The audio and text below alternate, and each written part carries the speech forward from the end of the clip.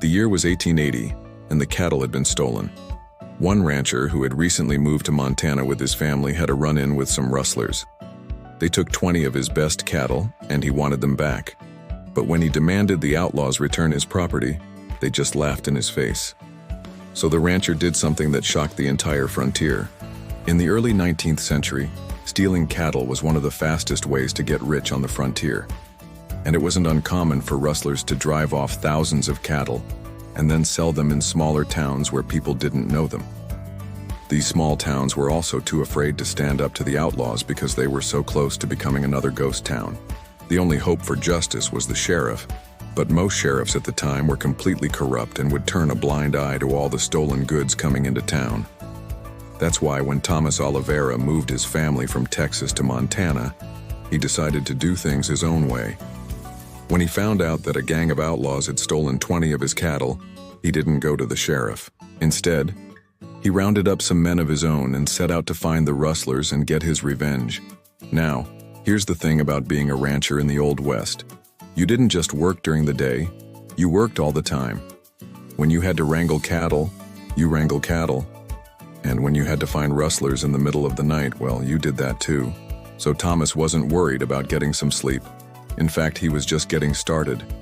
He and his men tracked the rustlers to an abandoned gold mine where they had taken most of the cattle. Now, what happened next shocked everyone who heard the story. Instead of attacking the rustlers, Thomas negotiated a deal with them. He offered them a choice: either return his cattle or join him and his men and become his partners.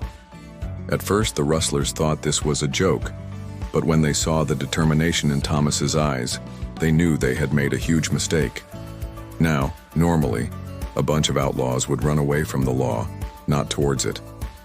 But Thomas wasn't your average lawman.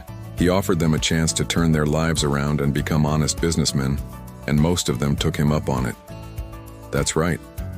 Most of these 100 outlaws chose to leave their life of crime and become honest ranchers themselves. Now you might be wondering what happened to the rest of them. Well, those who refused to change their ways got a one-way ticket off the ranch, usually by way of the nearest jailhouse. Thomas didn't want to hang anyone, but he wasn't above putting someone in the ground if it meant protecting his land and his family.